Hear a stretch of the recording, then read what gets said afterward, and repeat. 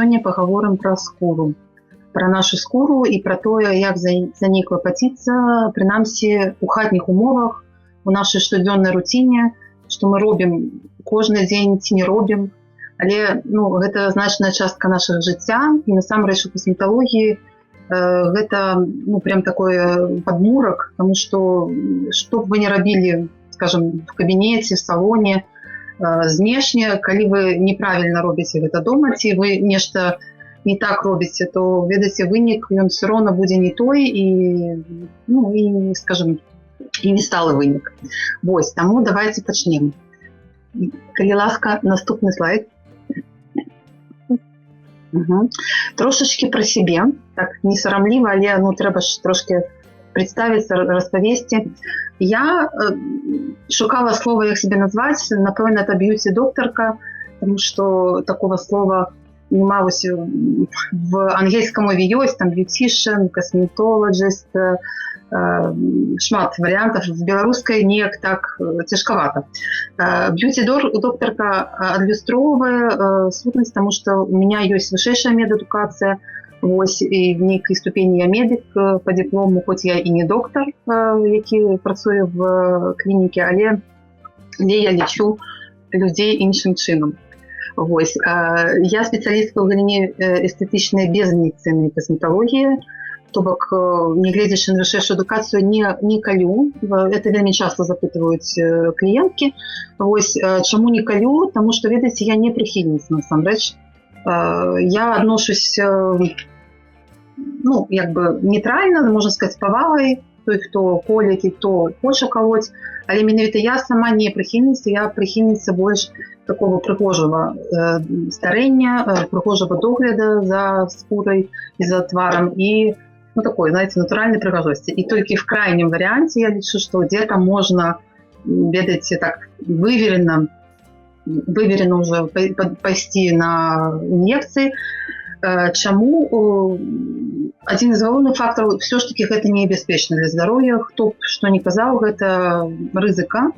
Вось, можа быць, это рызыка варта потым выніку, то, што мы атрымаем, але, тым не менш, это рызыка в любом варыянце. Вось.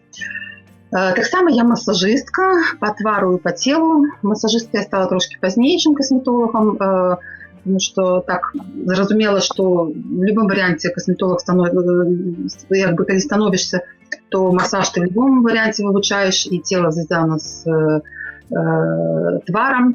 Вось. И эту частку так само вельмі люблю. Вось. Асабліва, калі сумесна. І па сутнасці гэта сумесная праца, насамрэч. Твар вельмі звязан з целом, і вельмі часта немагчыма выправіць некаторыя рэчы, якія не падабаюцца на твары без працы з целом. Просто немагчыма. Вось. Таксама написала, што дадаткова раблю розныя працэдуры, сапраўды ёсць яшчэ, што раблю рознае такое прыгожае, там бровкі магу зрабіць прыгожымі, калі трэба, вушкі пракалоць, але пра гэта не зараз. Вось нам далей написала, што в 2006 скончила Белорусский медычный университет в Минску, и с 2016 года працую як косметолог, с 2017 года як массажистка. Можно далей. Вось з 2016 года працавала у 2 салонах прыгажосці. Потым я открывала свой салон прыгажосці. Ён быў 2 гады, назывался «Фішкі». Вось. І потым апошнія 2 гады перед эміграцыяй працавала ў сваім кабінеце, які знаходзіўся в Уруччы. Так, трошки ностальгіруем. Вось. В Польші таксама я працую вось уже 4,5 гады. На пачатку это было так троху па шчырасці, знаете, як я приехала не запланавана, была, можна сказаць, прымусовая эміграцыя, і не ведала наколькі, і не ведала ввогуле, што рабіць, да, як бы, вось. Але патроху знайшла варыянты, і все ж таки в той ці другой ступені падтрымлівала, да, і працавала, і была у прафесіі. Вось, зараз я працую на сябе в польскім салоне і вучуся яшчэ в калісальнай школе на спецыяльнасць касметычка, да, як бы, навошта? Для того, каб пацвердзіць дыплом. Ось, тому що трошечки ёсць праблемы меня зноў жа у сувязі з нашай всей сітуацыяй. Я не магу нострифицировать диплом, ось, это цяжка, і таму трэба ісці тым шляхам, які магчымы, пацвердзіць то, што ёсць хаця бы на еўрапейскім рынку.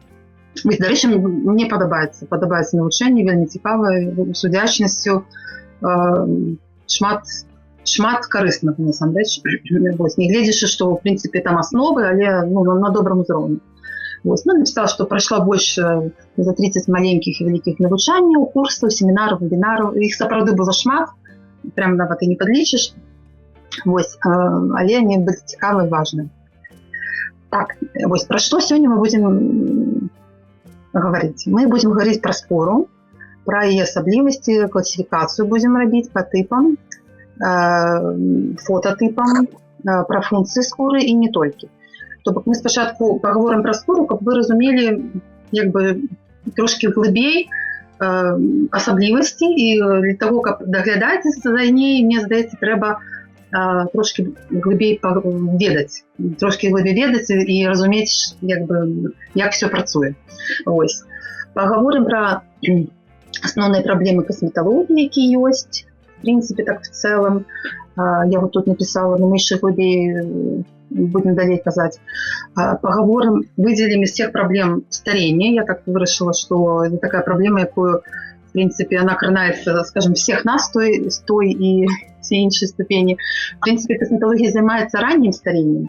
Але, ведаеце, мы ж жанчыны, тут цяжка вызначыць, калі яно ранняе, калі яно не ранняе, то есть мы всем хочам быць прыгожымі, маладымі, заўсёды. Паговорым пра асаблівасці скуры в залежнасці ад зоны размяшчэння на целе, якія зоны стареюць хутчэй і патрабуюць асаблівай увагі. Можа быць, вы самі ведаеце, але зробім яшчэ раз акцэнт на гэтым.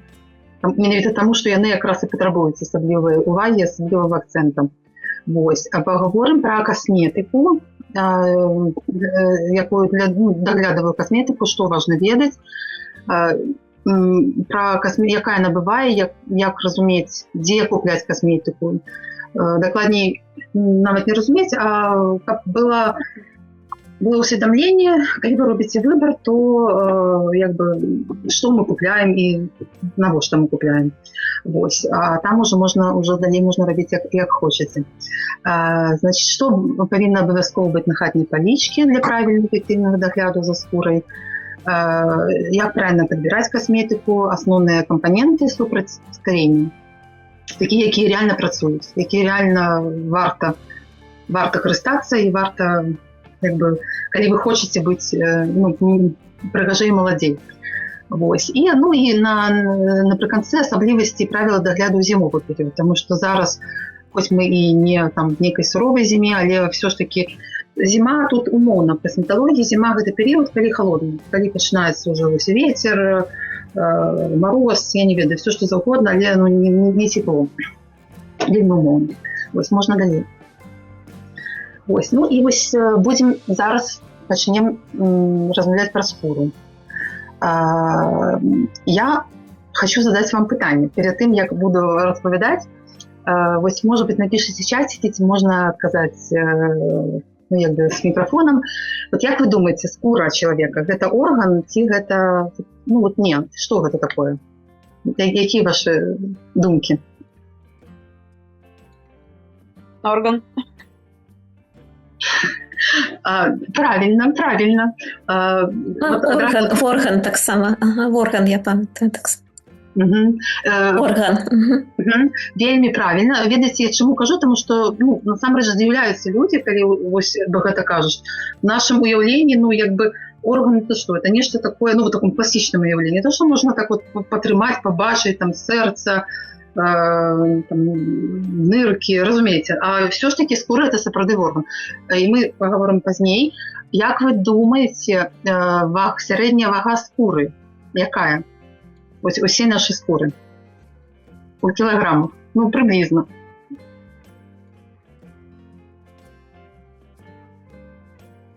Держати любые варианты.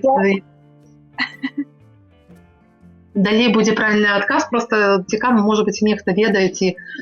Я завісла, тому што недавно адносна чытала і яшчэ падзівілася, што вось гэта орган, і што ён займае нейкую вельмі значную частку ад вагі чалавека. Ну, нешта, я не ведаю, ну, наўгад тады, можа, 4, я не ведаю, 5 кілаграм. Ну, нешта там было шмат, што вельмі шмат ён важыць.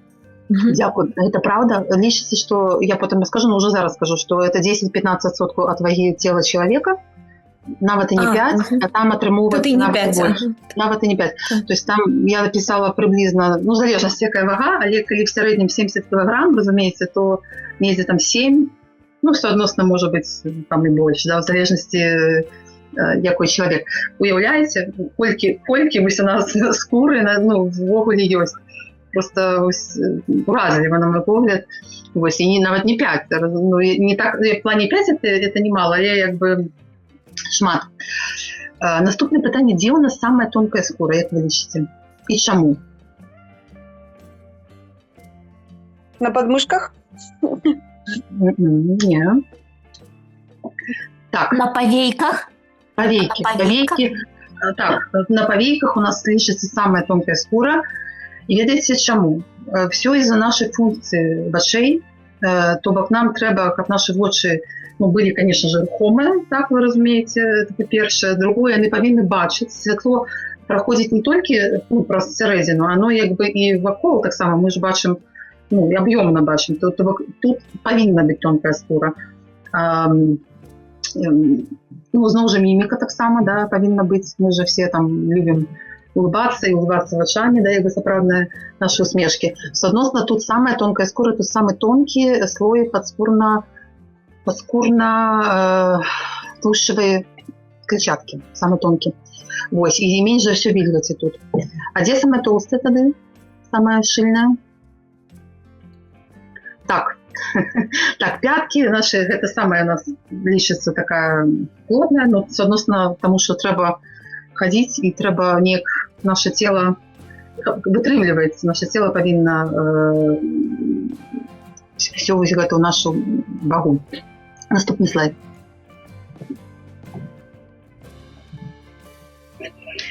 Угу. Ну вот, значит, скура человека, так, это особный орган. И такі же, як сэрца, ныркі, лёгкі, ці галаўны мозг. І больш за того, это самый вялікі орган человека, плошча недзе 1,5-2 метра квадратных, і вага, как я казала, 10-15%, это приблизно 7-15 килограмм. І скура реально вельмі залежыць ад таго, дзе яна знаходзіцца, ад месца. І яна бывае вельмі розная. І самая тонкая скура, гэта каля вакол вачэй, і самая толстая, грубая, это на стопах. Вось. Але паўсюль наша скура мае 3 основных слоях. Это эпидермис, дерма и подскурно-тлушчевая клетчатка. Таких основных, да, не повыявляющихся, потому что эпидермис еще так само делится. Вось, але, ну, гэта такое то, что падмуровано уже. Акрамя гэтага, скура мае придатки. Не буду уже запытывать, але, может быть, вы ведаете, не ведаете, придатки нашей скуры это такие як бы рэчы, як валасы, пазногці, потавыя железы, сальныя залозы і нават малочныя залозы, вот, што цікава. То есть яны таксама, яны паходзяць з эпідэрміса і маюць прыроду вот якраз, як бы, скажем, са скурай яны ўтвараюцца. Ось, ну і pH скуры, як при рекламе мыла, яно сапраўды трошки падкісленае 5,5. Гэта такой нармальны pH, які павінен здаровай скуры. Это нармальны pH здаровай скуры. Так, наступне, пожалуйста. Ось, трошки поговорим про функции. Мы поговорили про то, что есть скура, функции разберем. То есть, что наша скура нам дае. Такая одна из основных функций – это барьер, і гэта ахоўная функція. Ну, яна, я думаю, зразумелая вам, тому што скура яна, што робіць, яна, ну, і абараняе, яна як бы фарміруе нават наше цело, фарміруе все, што ёсць, і разам з тым яна такая, як вот памежнік, да, як бы як на Украіне есть мяжа, так вось яна як бы ты мяжу ачерчвае і мяжу гэта трымае. Яна трымае ахову, вот як вы бачыце, яшчэ в тым, што яна абараняе ад бактэрій, вірусаў, грибкоў, всех знешних вот этих вот факторов биологичных. Акрамя того, обороняет, конечно же, от солнца, от ультрафиолетового выпромінювання. Акрамя гэтага обороняет от хімічных факторов, калі мы сутыкаемся недзе, да, мы сутыкаемся, можа нават не заўсёды разумеем. Просто калі б не было гэтай абароны, то было бы все нашмат, скажем, горш і сумна было бы, калі б скура не мела уласцівасць все гэта, скажем, нівелировать, да, як бы і абараняць нас. І ад механічных пашкоджванняў, таму што калі нешта мы недзе сутыкаемся, недзе есть механічнае пашкоджванне, то скура як бы узнаўляецца, ведаеце. Вот. І таксама яшчэ одна такая ахоўная функцыя падтрымлівае вадкасны баланс. Ну, то бок яна не дае вадзе выпарыцца, што таксама важна. Вот. Наступная наша функция – это терморегуляция. То бок наша температура тела, она постоянно повинна быть, она трымаецца в нормах и скура дапамагае. Дзякуючы потавыдзяленню, калі трэба пашыренню ці звужэнню крывяносных сосудаў, і дзякуючы гэтым мы адчуваем себя комфортно, наше тело как бы не переохлаждается и не перегревается. Яшчэ одна вельмі важная функция – это, конечно же, рецепторная функция. Это то, что скура она успрымае. Это наш один из органов пачуцця. Она успрымае там дотыкі, она успрымае ціск, калі есть температура, боль. Все гэта уласцівасць скуры і вельмі важная насамрэч. Вельмі важная. Хай калі боль не вельмі прыемная, напрыклад, ці што-то яшчэ, але калі б не было гэтага, мы бы просто не заўважалі, дзе есть пашкоджанне, дзе есть знешнія фактары, які трэба убраць. Вось, і гэта сапраўды важная функція. Вось, наступная. Так, яшчэ у нас функція это выдзяляльная. То бок, ну, разумееце, што вот такое праз пот выводятся продукты обмена рэчываў, соли, вода. Это важная частка функционирования нашего организма. Так, иммунная функция, то бок в скуре есть иммунные клетки Лангенгарса, так называемые, и они распознают патогены и мясцовый иммунитет падтрымліваюць. Что это значит? Это значит, что в разных наших, скажем, частках там, тела и там, где есть скура, есть свой мясцовый иммунитет, да, то бок, які падтрымліваецца вось на гэтым узроўні. І гэта добра, тому што адразу напрыклад, калі нейкая там інфекцыя ці што-то яшчэ, оно не распаўсюджваецца по всему организму, оно можа быць купировано прямо там, где оно ўзнікне в том месцы. Вось. Ну, яшчэ одна функция – это дыхальная функция. Не ведаю, зноў жа, ці ведалі вы, але праз скуру адбываецца каля 2% газаабмену, насамрэч. Гэта невялікі адсотак, але реально вельмі значны. Я яшчэ з дзяцінства памятаю, казкі былі пра... Ці гэта казка была, ці гэта гісторыя пра хлопчыка, якога фарбай абмалявалі і паставілі недзе там на вуліцы, ну, як бы як перформанс ці што-то яшчэ. І мне здаецца, он там дрэнна скончыў, таму што, на жаль, вот менавіта за адсутнасці функцыі газаабмену. В любым варианте гэта реально вельмі шкодна, калі няма гэтай функцыі, ну, то бок, нездарма кажуць, што дыхаць трэба ўсім целам, то бок гэта так не переносна, гэта ў прямым сэнсе, што мы дыхаем скурай в тым ліку. Вось. Акрамя гэтага, функція наступная – это назапашвальная. То есть што назапашвае наша скура? Ну, як бы назапашвае туш, які не всім заўсёды падабаецца, асабліва дзяўчынам, але як бы што ёсць, то ёсць. Воду можна назапашваць і таксама крывю. Не саму крывю, а менавіта закон сосудаў, які могуць расширяцца, то сужацца. То бок там можа быць резерв крыві, які в выпадку некага стрэса, некага сітуацыі, дзе патрэбна температура, калі вельмі высокая, то эта крывя, она дапамагае і обмену, і даносу кислорода, і дапамагае охлаждению в тым ліку. Таму гэта важны момант. Вось. Ну і апошняя функція, такая самая-самая как бы прыемная, важная і, можа быць, недзе не заважная, але гэта эстэтычная і камунікатыўная. То бок гэта скура, это наш знешні выгляд, гэта міміка, потому что без скуры, ну, асабліва на твары, наша скура, яна связана цягліцамі. Ну, амаль весь твар – это такое уникальное место, там, где цягліцы прикрепляются только до одной своей часткой до кости, а другой часткой до скуры. Только жевательная частка, она по-другому, як на теле. Но в всем теле все цягліцы имеют две кропки замацавання. Это одна кость, другая кость.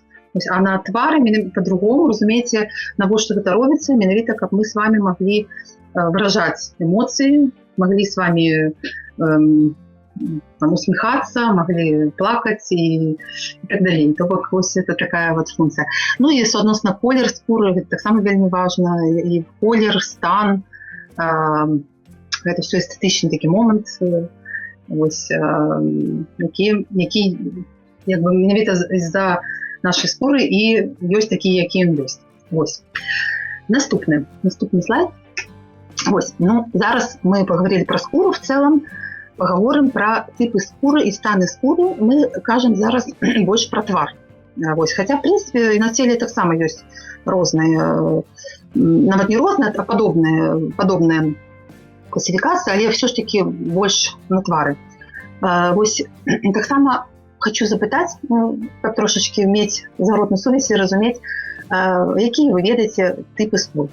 Может быть, вы ведаеце той, які у вас ужо ёсць. Якія бываюць, может быть, адказваеце. Кто-нибудь? Отказываю. У меня мешаная, я думаю. Есть сухая, есть жирная. Да? Ты об этом? Это об этом. То бок мешаная, сухая и тлустная, так? Ну, да. То бок яна мешаная, але яна... Она не договорилась. Насамрэч, и у меня такая. Ага, и у меня такая мешаная, комбинованная. Знаете, что я вам одразу скажу? Ну, косметолог так сказала. Ага, это правильно, что косметолог сказал. Это правильно, мы сегодня все это проверим. Я вам опишу, вы можете сверить, что докладно супадае ці не супадае. Але камбінаваная скура – гэта самая популярная скура сярод усіх, як скажем, на всей планете, я хочу сказать, людей. Вот. Так что вось так. А якія станы скуры? Ці разумееце вы розніцу? Паміж чым? Паміж типами скуры. И? Вот есть тип скуры и есть стан скуры. Як вы думаете? Стан. Я думаю, не разумею. Нормальный стан, запальный стан, не знаю. Ага, запаление, альбо стомленное, может, ну, не знаю, брудное. Добре, що ви зараз розказуєте, але немножко не так, стомленное, брудное, є трошки інша класифікація. Але я роблю акцент, щоб ви зараз просто самі для себя поставили галочку, что тип скуры и стан скуры это не одно и то же, потому что это вельми часто блытают люди, вельми часто не могут зразуметь и ну вот потом трошки далее будзе вы як бы зразумееце, не могут зразуметь, что это скура, тип скуры такой, ці это стан скуры. Вось у чым адрозненне. Ну и что такое типы скуры по Фицпатрику? Ці чулі калі-небудзь, что это такое? Не вем. Гэта менавіта звязана з меланінам, які залягае в скуры, то есть то бок гэта фактычна адносіны скуры да сонца. То есть в плане это вот шкала менавіта по гэтаму взята, по гэтаму крытэрыю, потому наколькі скура рэагуе на сонца, якога на колеру і все, што з гэтым звязана. Это будзе далей. Я кажу вам зараз, каб трошечки думка пашла, каб разумелі, было цікава. Давайте наступны слайд. Так, ну вось, глядзіце, тип скуры. Тип скуры – гэта характарыстыка, якая закладзена ў нас ад нараджэння. То бок мы все нарадзіліся з нейкім пэўным типам скуры, якім мы не можам змяніць фактычна. Мы можам змяніць стан, так, ну, як бы стан мы можем змяніць, але тып скуры гэта, ну, базавая, да, як бы там курчавыя валасы, там карія вошы, разумееце, гэта незменна. Вось. І вызначаецца рознымі фізіялагічнымі характарыстыкамі, у тым ліку актыўнасцю сальных залоз, таўшчынёй, якасцю, велічынай пор. Вось. Я трошки ніжэй напісала асноўныя тыпы скур, іх 4. То бок, самая такая, як кажуць, нормальная, это нормальная якраз. Якая гэта скура? Гэта скура такая збалансаваная. То есть яна не занадта сухая, не занадта тлусная, роўны тон, поры дробныя, ёсць, але дробныя. Высыпанні бываюць, але редка, як правіла. То бок, ну, што складаецца слова «нормальная», фактычна гэта тая скура, якую, ну, груба мовячы, все хочуць мець. Такая, ведаеце, все нормально, да, як бы тон нормальный, не сушыць і не тлусны тон, і поры не занадта вялікія. Ну, то бок, можна сказаць, там, в пэўнай ступені нейкі ідэал, да. Я маю на ўвазе вось то, што мы бачым на картинках, і то, што мы хочам, да, як бы все. Вось. Але самая папулярная гэта камбінаваная, то есть якраз не нормальная, то есть до того, што мы, вот, рэчаіснасць такая, і мы жывем з тым, што ёсць. Наступны тип скуры – это сухая. Сухая скура, я пишу про то, что адчуванне сцягвання, асабліва пасля контакту з вадой. Сапраўды, гэта вельмі важны параметр, калі вы не вызначылись. Калі у вас сцягивае скуру вот пасля душа ці пасля умывання, гэта реально такой знак. Я маю на ўвазе, калі пастаянна, не то, что вот в гэты перыяд, а вось, ну, вот постоянно, як было, то гэта такой вельмі добры знак, што у вас скура сухая. Гэта лушэнне можа быць при нейкіх, ведаеце, там абветрила, ішэнне што-небудзь, то можа быць прям лушэнне, можа быць сухой скуры. Поры дробныя, могуць быць настолькі дробныя, што прям іх не бачна зусім. Акрамя носа, нос у нас ва ўсіх, можна сказаць, выключэнне на твары, там з порамі, я маю на ўвазе, поры там заўсёды ёсць, пытанні якія. Вось. Скура больш тонкая, схільная да ранніх зморшчынак суадносна. Ну, суадносна таму, што яна вот якраз і тонкая, і вады мала, і всего астатняга. Вось. Гэта наша сухая скура. Ее насамрэч не так шмат у каго яна ёсць, але ёсць. Вось. Наступны тип скуры – это тлусная скура. Тлусная скура – это скура, якая з пашыренымі порамі, якая мае такой, можа блішчаць, асабліва пасля ўмывання праз нейкі час, і калі спякотна суадносна. Яна такая вось, як сказаць, тут людзі з гэтым тыпам, яны больш змагаюцца з тым, што яна не блішчэла, каб былі больш сцягнутыя поры, і суадносна мінусы, или, як сказаць, ну, такія звычайна непрыемныя дадаткі тлуснай скуры, гэта якраз камедоны, якія як бы могуць быць закрытымі, адкрытымі, высыпанне, акне можа быць таксама, ну, суадносна за фізіялогіяй той скуры, которая раз ёсць сало кожнае, і раз ёсць вот это вот выделение, то выделение этого сала блеска, як бы, то можа быць і подсыпанне суадносна. Вось. Але есть плюс, я вам скажу, уладальнікі гэтай скуры, яны стареюць павольней. Вось. І у адрозненні ад вот сухой скуры і нават ад нармальнай. То бок, чаму? Таму што скура больш шчыльная, звычайна, она не такая тонкая, і яна суадносна, а з узростам любая скура, яна схільна да сухасці. Амаль любая. Есть такая тэндэнцыя, суадносна, наш арганізм схілен да таго, каб просто, скажем, трошки высыхаць, засыхаць. Ну і скура суадносна, она падсыхае, і з узростам, у каго тлусная скура, яны, ну, маладзей апрыорі, да, выглядаюць. Вось. І апошні тип, как я казала, самый популярный, это комбинованная скура. Комбинованная от слова комбинованная, то есть там есть смесь тлусной скуры и, может быть, ці нормальной, ці сухой. Характерно то, что тлусные частки идут у Т-зоне нашей. Т-зона – это все лоб, ну, прям литера Т фактично так, как бы так. То есть это лоб, нос, подбородок могут быть тлусными, а щеки могут быть сухими и нормальными. Вот такое основное адрозненне. Может быть трошки по-іншаму, не обов'язково. Вот вся, не обов'язково это Т, да, ярко выражено гэта Т. Может быть только лоб, например, тлусный, так? можа быць толькі падбародак, толькі нос не. Ну, то есть, але тенденция вот якраз до этого. То есть, и щеки, щеки это критерий, щеки все ж таки застаются не тлустными. То есть, они все-таки такие больше суховатые, нормалёвые. Вот. Ну, вот, это основных 4 типа скуры. Теперь наступный слайд. Ось, запомнили про типы. Зараз станы. Вот, станы, ну, реально часто блытают с типами, потому что оно нечто подобное. Але станы, в чым принциповое адрозненне, это часовое, это зменлівае становішча, якое залежыць ад догляду, ад розных фактараў, ад догляду, ад гормонального фону, ад надвор'я, ад жыцця, ад стрессу, ад харчавання, ад узросту. То бок стан меняется, и стан може меняться некалькі разоў на год. Вось, якія станы скуры бываюць? Глядзіце, вот, напрыклад, адчувальныя. То есть адчувальная, это значит, что реагуе на внешний фактор. Ну, вот на косметику какую-нибудь новую, например, вы купили, там умылись, нанесли, у вас реакция есть. На холод, на стресс, на нечто еще. Ну, то есть, разумеете, есть реакция, здесь почервонение, вспыхивание, может быть раздражнение нават. То есть это значит стан адчувальный. Обезвоженная скура. То бок, калі сушить, и, глядите, незалежности какой тип скуры. То есть, может быть и тлустная скура.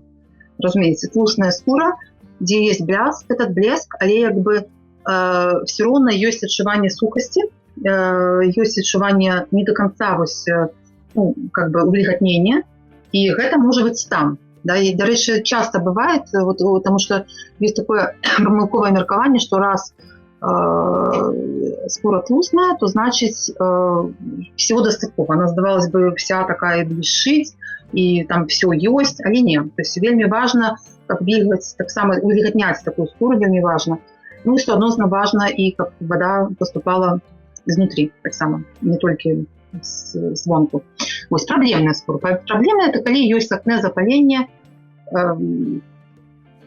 и там все, что с этим связано, комедоны, и может быть не только на тлустной скуры, да, то есть она может быть и на комбинованной, может быть и на нормальной, может быть нават и на сухой, але вельми редко. То есть на сухой худшее это уже будет некое захворывание, потому что сухая априори вельми мало шансов, там поры маленькие и пуща мало, тому тяжковато.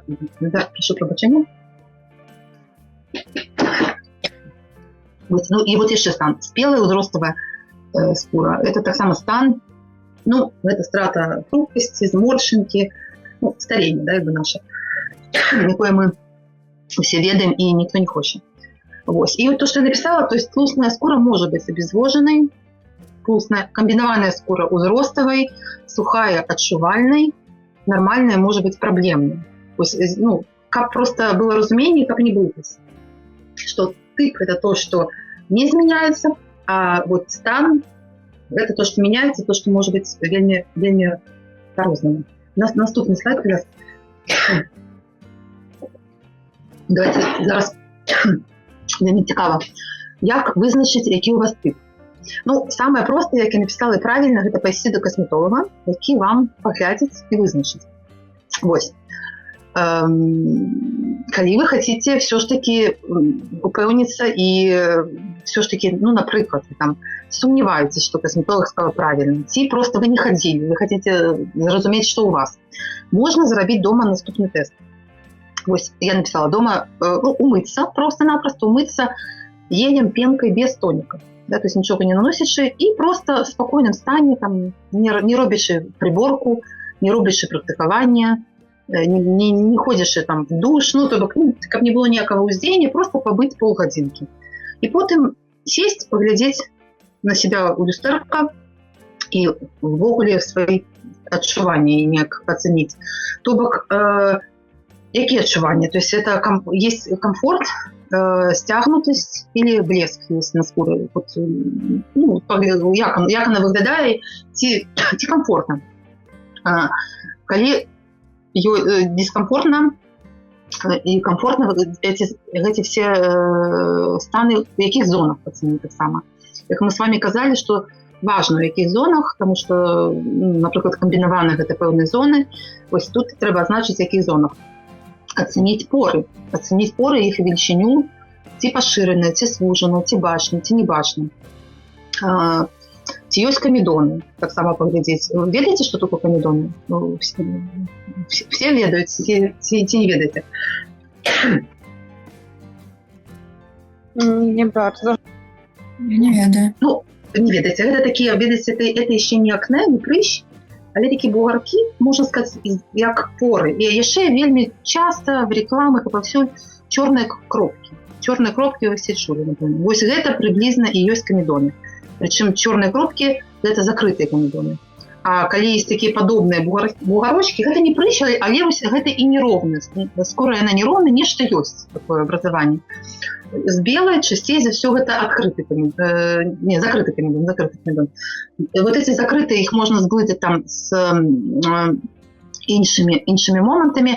Ну, але в целом просто каб разумець, што гэта такое, вось, прыблізна. Фактычна, камедон – это закупорка сальнай жалезы, вось сало у нас выдзяляецца, і па пэўным прычынам па-рознаму. Там і дагляд, і, магчыма, гарманальны фон, і могуць быць розныя. Магчыма, смена клімата, то эта сальная железа працуе непаўнавартасна, в плане она не цалкам адсекае, адбываецца закупорка этой железы, і вот так, там як бы образуются камедоны. Вот это есть, ну, як бы камедоны.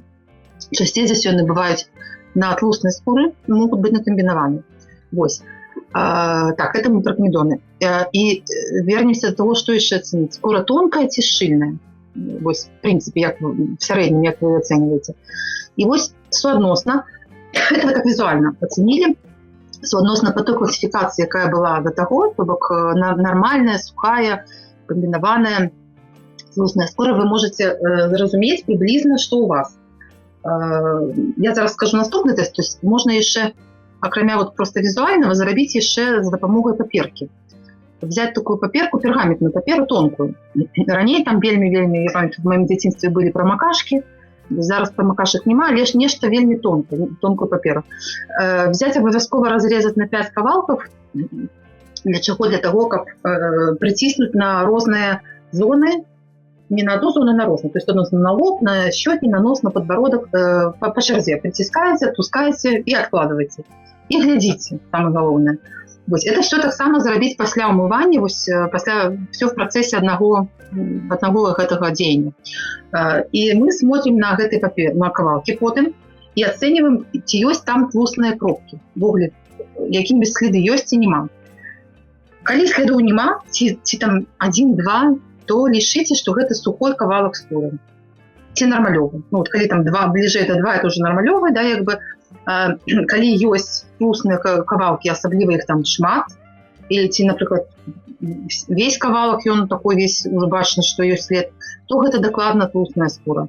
І суадносна можна, вось, ну, с высокай даставернасцю гэта, ну, как бы, зразумець, дзе у вас як функцыянуе скура. Вось, як класіфікацыя я вам казала, то бок, калі у вас щеки сухія, ці, ну, нема там нічога, то гэта лічыце вас камбінаваная скура на фоне тлуснай часткі Т-зоны. Вось. Паспрабуйце. Калі будзе імпэт, калі ёсць такое жаданне, паспрабуйце, таму што гэта вельмі важна для таго, каб правільна падбіраць потым дагляд. Важно разуметь, что мы маем. Вось. И то, что я ниже написала, важно памятать, что акне сцягнутасць пачырванення – гэта стан, а не тып. Вось менавіта то, что я зараз скажу, не блытаць. То есть трэба ведаць все-таки свой тип скуры, а уже в якім яна стане, гэта уже другасна. І з гэтым можна і патрэбна працаваць, але з улікам, што у нас, як бы ад нараджэння, што у нас ёсць.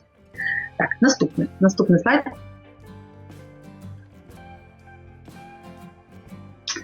Ось, ну и трошки кранусь, не буду сильно поглубляться.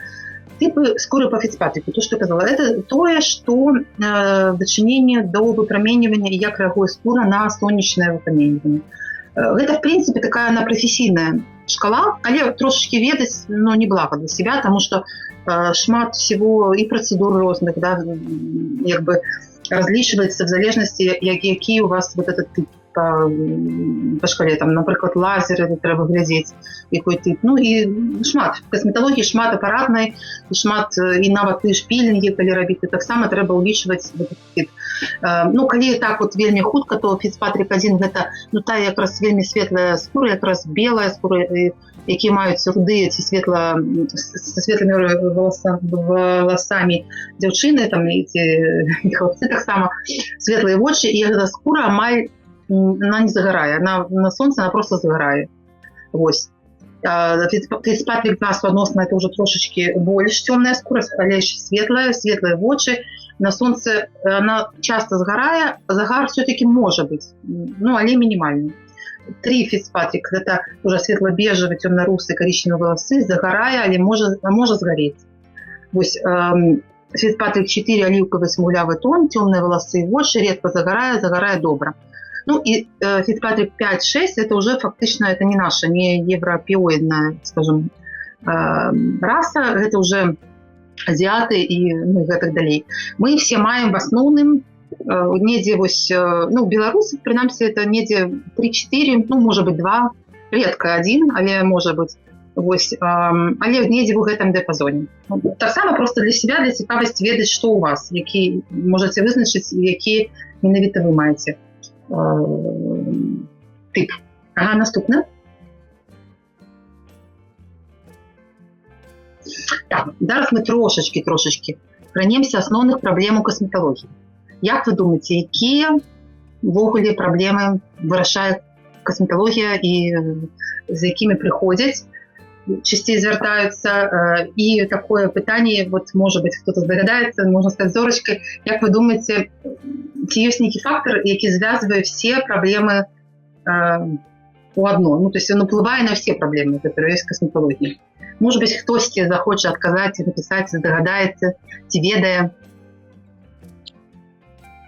Я думаю, что стресс. И еда. Стресс это вельмі, насамрэч, правильно, это вельмі правильно. Вот я про гэта не подумала. До речі, я думаю, что гэта на другое место трэба будзе написать. И мы, до речі, реально все мы пазбягаем яго, і гэта правильно, але пазбегнуць цяжка, але гэта не стресс. То, что кушаем. Асяроддзе, шкодные ўплывы от асяроддзя, может быть?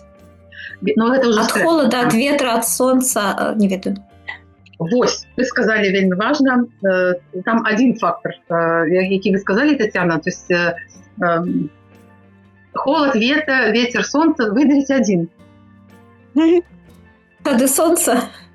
Солнце, абсолютно верно. То есть солнце, сапраўды, я далей больш падрабязна зноў уже распавяду, але он сапраўды уплывае на все праблемы, якія у нас ёсць. То бок, солнце, с одного боку, это тое, без чаго мы все жить просто не можем. Да, як бы, и все мы любим, и все мы чакаем, часцей за все, и все мы імкнемся в теплые краіны. Ось, але з другого боку, все добра у пэўным, так сказать, у меру. Так, пэўную меру, тому что калі нету, он усугубляе и, як сказать, провокуе все наши, скажем, проблемы, якія ёсць. Давайте далей. Я распавяду уже с визуальным контентом.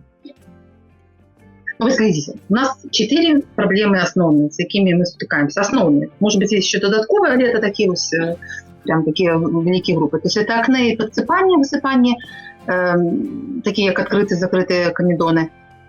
Ну, то бок вот проблемная скура, проблемы.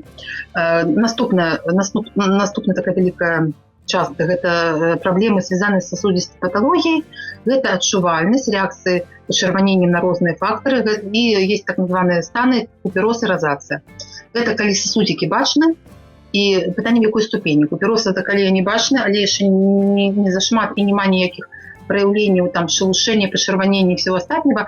А розация гэта уже тады, калі больш бачна, и там таксама есть стадии той розации, там 4 стадии, это уже нават захворвання. На 4 это просто, это уже не косметология, это уже докладно до докторов, дерматологу трэба. Ось, але там это больше моцно, и могут быть и высыпания, и зуд, и, ну, как бы разные последки. Ось, але это в целом группа проблем, связанных с сосудистой патологией. Третья группа – гэта пігментныя пятны. І все, што з гэтым звязана. Нероўны тон, это могуць быць проста плямы вялікія. Ну, вельмі там шырокая група, але вось, калі каротка, то менавіта з пігментацыяй звязана. Ну і наступная група – это ранняе старенне. То есть это, як бы, калі, разумееце, age, наша скура пачынае мець зморшчынкі, і там уже не такая, як была, скажем, у маладосці, нейкай такой юнацтве. Вось. І як я написала, як правильно Тетяна здагадалась, і все яны так ці інакш звязаны з сонцем і з выпраменьваннем. Чаму? Глядзіце, я вам прям распавяду. То есть акне не все группы, але все ж таки часто полова акне, там акне так само бывают разные природы, насамрэч. Есть и гормональные, есть связаны с бактериями, але тым не менш, они все равно от солнца, полова так докладно усугубляется, становится больше. Сосудистая патология, она в принципе вся реагует на солнце, потому что в плане як реагует, то есть она становится горше, становится уже прогрессует. Чаму? Тому что сосуды вельмі звязаны з сухостью скуры в тыльніку і з вот якраз терморегуляцией і з цими процессами, да, як бы, калі сосуды яны близко знаходяцца, нема вот этой полновартостной, ну, як бы, полновартостного обмена, і часцей за все люди з сосудистой патологіі яны маюць сухость скуры в этих кавалках. Ну, менавіта тому, что сосуды занадто близко і занадто хутка выпараецца, як бы, разумееце, вода, все, что не павінна выпарацца. Вось, і сонца гэта все, як бы, робіць, узмацняе, скажем, там. Таму, калі ёсць сосудистыя все вось эти з'явы, лепш пазбягаць, як пазбягаць, зараз ніжэй скажу. Ну, нероўны тон скуры пігментнай плямы, это таксама, як вы разумееце, сонца правакуе, зноў жа, не ўсе ёсць горманальныя рэчы, ёсць іншыя варыянты, але значную частку. Ну і раннее старение таксама залежыць от солнца, потому что есть такое деление, я таксама вроде далей трошечки про гэта, на слайд будзе такой прыгожы, цікавы, что есть фотостарение и хроностарение. Хроностарение – это то старение, якое у нас вот в норме, вот мы все постареем, такая сумная навіна, вось, напэўна, але тым не менш, тое, як это адбываецца, калі няма уплыва сонца. То бок, калі жанчына жыве, магчыма, не в сонечнай краіне, калі она себя абараняе рознымі приборами галаўнымі, то есть она все робіць так, каб сонца не ўплывала. І гэта хронастаренне, яно нават не по статистике, по навуковым дадзеным, оно адбываецца медленнее. То есть такая жанчына, скура такой жанчыны будзе старець медленнее, чым тая, якая на солнце, ну, скажем так, злоуживаем, назовем так, любит солнце и не обороняется, и потым адбываецца такой эффект, на жаль, что спачатку все цудоўна, все вельмі прыгожа, то есть, напрыклад, там, ведаеце, ездить кожны год загараць, любяць, ходят в солярий, все круто, все классно, прыгожий колер, все такое, ведаеце, подвох гэтага типа старения этой ситуации в тым, что гэта все раптам адбываецца. Спачатку все прыгожа, а потом скопліваюцца вот эти все поломки коллагена, там адбываюцца процессы с коллагеном якраз больше за все. И раз, и как бы человек становится уже не такі прыгожы, и это хутенько вельмі ідзе старение скуры. Таму вось з сонцем трэба быць акуратным. І вот я тут коротенько написала, что трэба рабіць, як абараняць. Выкарыстанне SPF-фактараў, крема як бы с абарончым SPF-фактараў. Я не ведаю, там, я думаю, что все чулі. Там я наведаюсь, так само можно это особную рабіць на эту тему лекцию, там они все делятся, там есть физичные факторы, химичные факторы, есть смешанные факторы. Они есть особенно, они есть в кремах, они есть в декоративной косметике, в спреях, то есть все, что угодно. Я вам скажу, любой вариант, які вам падыходзіць, ён лепш, я маю на увазі, там есть, разумееце, лепшае, горшае, там нават павядзенне, ён лепш, чым вы нічым не будете карыстацца, асабліва, калі вы знаходзіцесь на сонцы, вы прямо на открытом солнце, и вы ведаеце, что вы будете там. Ось, таму вот не игноруйте гэты момент.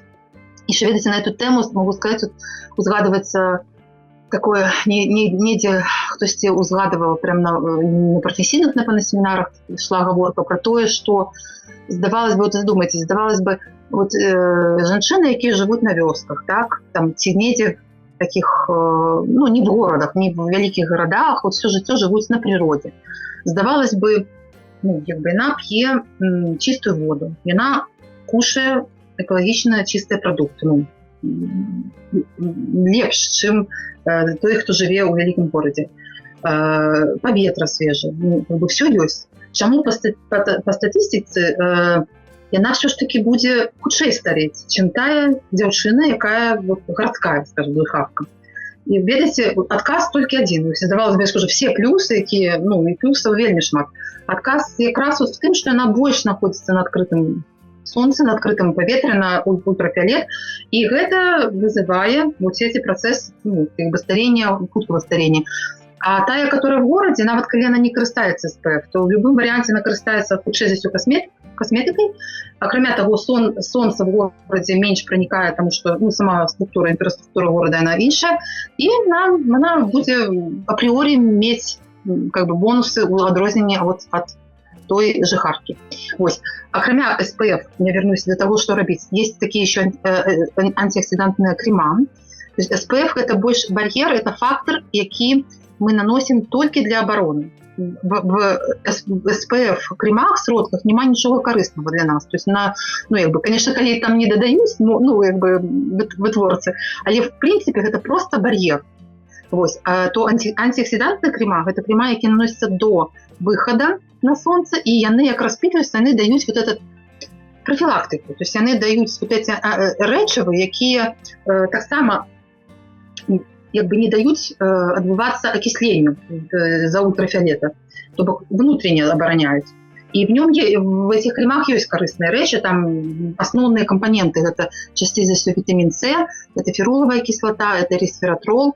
Ресвератрол, до речі, це ось то речиво, яке в широкому віні, яке так само вельми корисне не тільки зломку, але й внутрі. Ось. Тому, ну, в основному це речиво, і тому треба не забувати їх користатися. Ось. Ну і, звісно, механічно просто використання головних убраннів, це і пригоже, це і корисно, це і стильово, тому, коли ласка, користайтеся. Окуляри, звісно, так само, і позбігання активного сонця прям вот не в самый сонцепек просто не выходит. Ось, наступний слайд.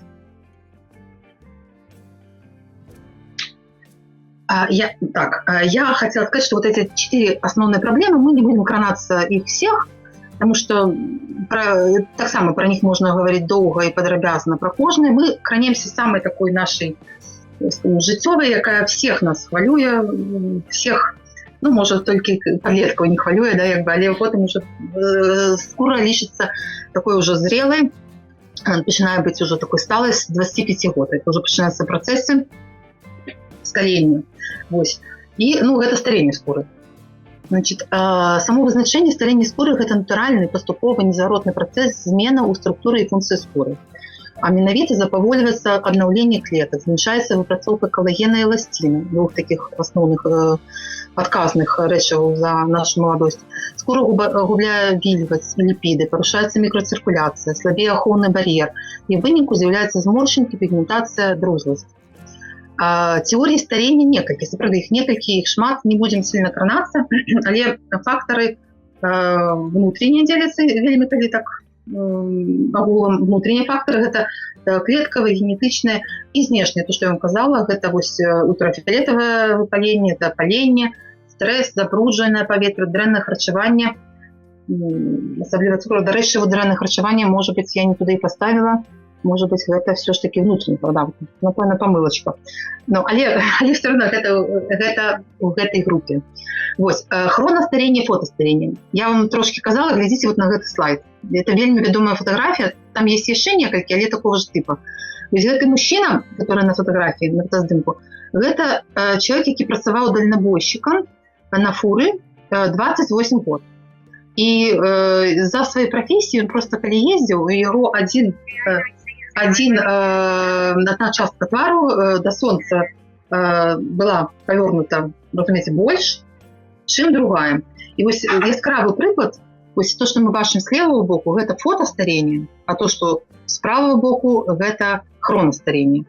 Ну, я думаю, відавочна, што вось адзін і той же чалавек, і вось такая сітуацыя бывае, калі чалавек як бы злоўжывае сонцам в силу профессии, и той, які не злоўжывае. Ось. Наступны. Так, зараз разберем, будут вельмі прыгожыя картинки потым, дзе вы кожны можете задумацца, што у вас і як у вас. Гэта типы старення скуры. Их делят в основном на 5 групп. І типы старення гэта прыблізна як в фільме, гэта сцэнар, па якім скура будзе змяняцца, ці ўжо змяняецца. І дзеліцца ён на дробна змаршыністы, дефармацыйны, цяглічны тип, стомлены і змешаны. Як вы лічыце, які самы папулярны ў свеце тип? Вы просто дагадка, ці можа ведаеце?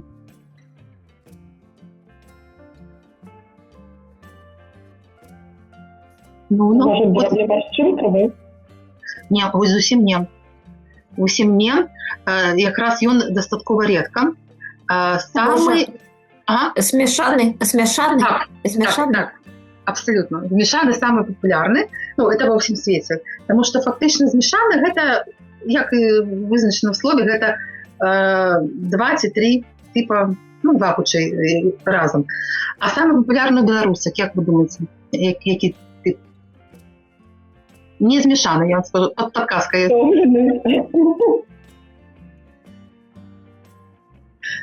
Ну, ладно, скажу. Стомлены. Я подумала, стомлены. Бедные жанчыны. Вы видите, я вам скажу так, что за апошние годы прям трэба менять статистику, менять асафрадыцію стомлены, потому что с таким жыццём, ну, принаймні, у замежжы, да, я не ведаю, як в самой Беларусі, бо там уже не была больш за 4 гады, але, ну, сапраўды, стом вельмі шмат, з усімі праблемамі, з усімі навінамі і так далей. Але вы ведаеце, не. Самое популярное это деформацыйны, да, то есть в силу нашей генетики, насамрэч, потому что у нас больше, ну, вот потом поглядите, у нас больше жанчыны, як правильно сказать, ну, то бок сам типаж, мне, может быть, простей потом растлумачить на картинке. Как бы из нашей анатомии, скажем так. Из-за нашей анатомии у нас тип больше. Я не кажу, что во всех, але как бы больше популярны. Наступный слайд. Ось. Зараз подробязно разберем с картинками типы. Первый это дробно змаршыністы.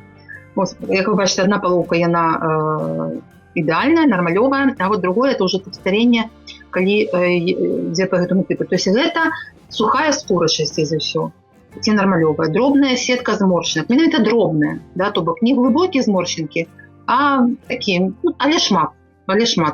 Это тонкая скура, хутчэй за ўсё. И оно часто отбывается рано, потому что, ну, как бы вот процессы, которые идут в тонкой скуре, мало воды, приводят как раз до этого вынику. И вот як я пишу, основная причина – недохоп липидов и вильготи. В этом причина. То есть недохоп в якім сенсі? В этой скуре априори не хапает липидов и вильготи. То у кого такой тип скуры сухой, трэба пра гэта ведаць і трэба дадаткова абавязкова дадаваць вот гэтыя рэчы, то есть увільгатняць ліпіды, я маю на ўвазе знешне і внутренне таксама. Вось, і вось дагляд, што трэба рабіць в такой сітуацыі, каб было все добра. Інтэнсіўнае увільгатненне, цераміды, алей, гіалурон, гэта якраз вот і ліпіды і увільгатняючыя фактары, і SPF абараняць ад сонца, таму што таксама тонкая скура, сонца, як мы з вами бачылі, не сприяє, як кажуть, помолодінню, да, якби. Наступний слайд. Деформаційний тип. То, що я казала у білорусах наших, не у всіх, але частіше за все, гравітаційний. Тобто це опущення овалу твару. Азизлость, бриляки, другий подбородок. Зморщинок не шмат, але, ну, грубо мовячи, зморщинки глибокі, і, грубо мовячи, скура просто, вот она ползе вниз. Ползе как бы цалком, да, как бы просто опускается. Основная причина – это слабость связок, лимфостат, ирритация. часцей за ўсё жанчыны такія яны не мелкого, не аскетычнага целаскладу. Это такие сярэднія, могуць быць такія больш крупныя жанчыны. То есть вага мае значэнне таксама тут. Нездарма напісана, што слабасць звязак, таму што звязкі яны чаму не слабыя? Яны могуць быць слабыя ад прыроды, але часцей за ўсё з-за вагі, з-за таго, што ёсць што трымаць, скажем так. Вот. І дагляд, які дагляд здесь дапамагае? Суадносна лімфадрэнаж, масажы, гімнастика, контроль вагі.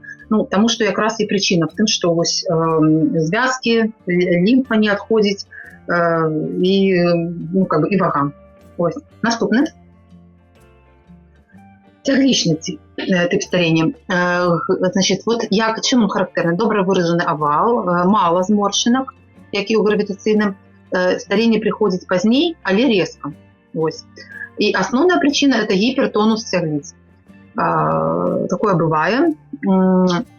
Я скажу вам так, что не сильно популярный тип, на самом деле, прям в чистом виде не шмат у кого. Вот то, что гравитационный вот этот вот так деформаційний и дробнозморщинковый, он на шмат частей, як бы мы бачимо его у дівчат, і не тільки. Значить, ну і от який догляд потрібен і повинен бути при такой ситуации. То есть это расслабляльные соотносно массажи, потому что есть гипертонус, треба расслаблять. І тому, видите, вот я часто, ну, як і масажистка, і ввогуле, і з практики чую, що вельми шмат хто хоче помацнее массаж. Вот часто, знаете, как бы есть такой, давайте, помацнее, как бы эффект. А вот бачите, не заўсёды помацнее массажи, яны насамрэч патрэбны. Часто бывают, вот при этом типе патрэбны расслабляльные массажи. Не для того, как там ты цягліцы тонизовать и так далее, а наоборот все это, ну, как расслаблялось. Вось. И что еще робить? Праца с мимичными цягліцамі, профилактика глубоких зморшчынок. Это все есть профилактика. То есть праца с мимичными цягліцамі маецца на увазе, зноў жа, массажи и просто и себе контролировать. Есть еще тейпирование, тейпование, где можно користаться для того, как мимика ну, была не занадто активной. Вось. Это я кажу натуральным чином. Наступный слайд.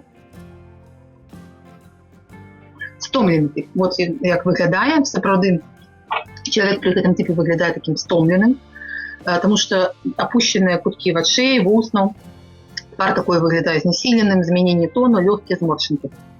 І основная причина гэтага типа это дрэнная микроциркуляция. Но насамрэч это еще и тип не только микроциркуляция, а просто, ну, як бы, я маю на увазі, она дрэнная, потому что генетично закладена. Вось, не только потому, что там что-то здарылось и такой стан. Вось. И при таком типе, что можно и нужно, и потребно робить, это сон, режим, в плане соблюдать режим сна и не сна, антиоксиданты уживать, массаж и кислородные процедуры. Наступный слайд. Замешанный тип. Ну вот замешанный тип, это якраз то, что казалось, что это сполучение некальких типов, і тут треба, і он сапраўды вельмі часты, і тут треба падыходзіць індывідуальна, глядзець, што ёсць, і камбінаваць суадносна то, што карысна у дадзеным варыянце. Наступны.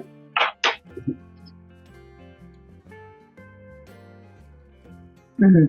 Ну, мы трошечки кранулись. То, что скура у нас не профиль однолькова. Самая тонкая скура, як мы на пачатку как бы разбирались, это вакол вачэй.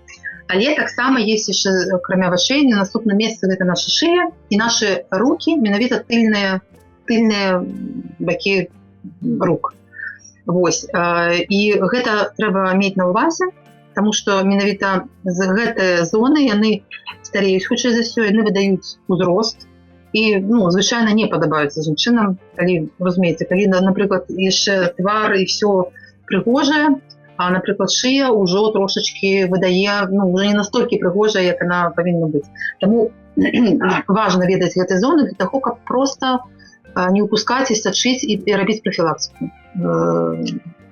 Вось.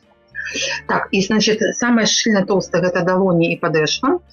Вось. И то, что я казала, что хутчэй за ўсё старэе патрабуе дадатковага дагляду скура павек вакол вачэй.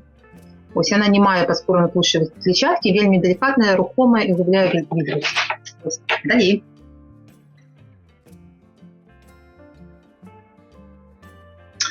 Вось, значит, зараз паговорым пра касметыку, пра тое, што вот пра скуру мы уже паговорілі, пра разабралі тыпы, разабралі станы, разабралі тыпы старення, паговорым, в прынцыпе, чым мы можам сабе дапамагчы, асабліва дома. Касметыка. Касметыка, ну это вы все ведаеце, я зараз скажу пра больш даглядавую касметыку, не дэкаратыўную, яна так умоўна дзеліцца на две групы. Это тая, которая каб нам фарбавацца, і тая, якая даглядаць. Чаму, в прынцыпе, касметыка папулярная, я вам скажу. Ну вот, калі вы заўважылі, ведаеце, што, в прынцыпе, вельмі шмат брэндаў, у любой краме мы прыйдзем і побачым розныя баночки, і заўсёды ёсць выбор, і как бы раз есть столькі прапаноў, значит, ёсць попыт.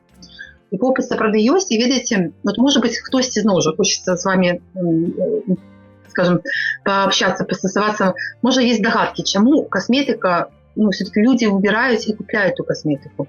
Чему нам она так потребна? Какие меркования, может быть, есть? Ці скажите, ці напишите. Ну, что все ожидают быть пригожими. Так, але чому менавіта з дапамогай косметики? Может быть, я не ведаю. Як яшчэ? Здаецца, што гэта лягчэй. Здаецца, што гэта лягчэй з касметыкай. Ну, як бы прасцейшы шлях. Набыў крэмы, набыў нешта адмысловае, памазаўся і ўсё. Можа, Ну, то гэта прасцейшы спосаб. Прасцейшы спосаб мець такі, ну, як бы сказаць, сацыяльна адабраемы выгляд. Ну, таму што ёсць пэўнае сацыяльнае запатрабаванне, як людзі павінны выглядаць. Так, ахайна, акуратна, молада, ну, жвава, не ведаю, здарова. Так? А касметыка проста, ну, здаецца, што лягчэй з касметыкай гэта ўсё зрабіць.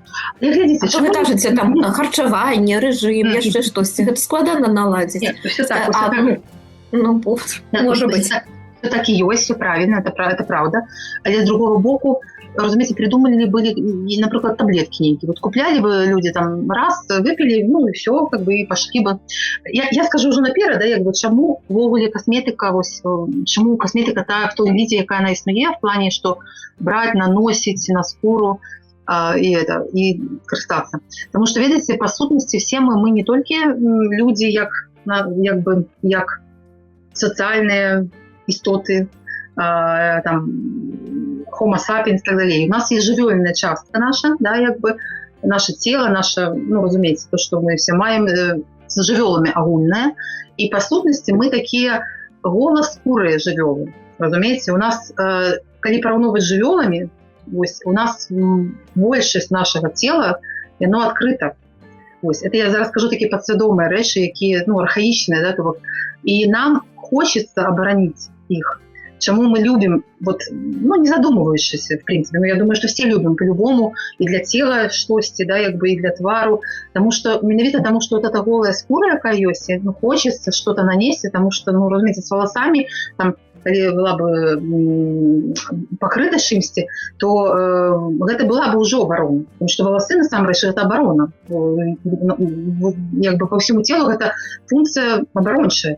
От бактерий, от залишнего потоотделения, как это кудысьці шло, то бок оборончая функция. А тут у нас нема обороны. И тому косметика, она нам это все замещает, разумеется. И тому, ну, это я не сама придумала, я читала, но я с этим фактом згодна, что, разумеется, нам хочется, и тому вот эта промысловость косметичная, она настолько популярна, потому что люди это будут, людям это потребно, людям это подобається, люди будут это куплять. Вось. Далее, про то, ну, косметики бывают разные, я тут так сходу перелічила, какие формы есть крема, сыворотки, эмульсии, бальзамы, и шмат всего. Просто для прикладу, это разные формы, але як бы это все вот эта вот группа нашей доглядовой косметики. И всю косметику вельмі умовно можно разделить, ну, для разумения, на 3 вида. Это косметика масс-маркета, аптечная косметика и професійная. И вот в чим розниця, як разобраться, да, як бы, ну, зараз, ну, уже вельмі агульна эту информацию. То есть, вот, видите, масс-маркет – это косметика для широкого кола споживцов.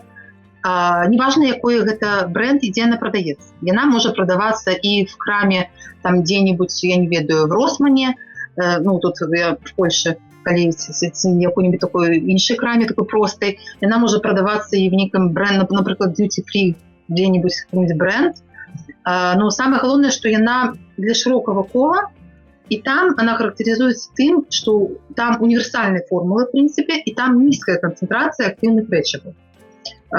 Низкая концентрация. То есть, когда вы посчитаете, допустим, на запаковку, я разумею, что вы не прям хутчэй за все не умеете прям разбираться. Для гэтага, до речі, трэба и учиться, это не так легко. То есть там есть целые там курсы косметичной химии, как разуметь, что и як. Але вельмі приблизно, то бок залежить, на якому месте стоит активный ингредиент, это вы можете оценить. То есть это умовно такие критерии. Когда мы ведаем, что, например, косметика с коэнзим 10, трэба паглядзець, дзе яна стаіць. Да, калі ён стаіць на самом концы, то, ведаце, лічыцца, што пасля першых 5, мне здаецца, приблизно 5 этих компонентов, далей уже ідзе вельмі на убыванне. Асабліва, калі там пасля этих консервантов, эмульгатаров, то там просто это уже символично, разумеете? И вот вся фишка в том, что будет написано, что, например, там крем с коэнзим 10, разумеете? Но питание в том, кольки там этого коэнзима 10, кольки. То есть он туды дададзены для того, как он падзейнічаў на скуры, ці ён дададзены для того, как вы купились в прыгожай назвы, там можа недзе чулі, што ён карысны, і купілі гэты крем. Вот гэтым характеризуется самым галоўным, запомните, что гэта косметика такая с низкой концентрацией рэчываў.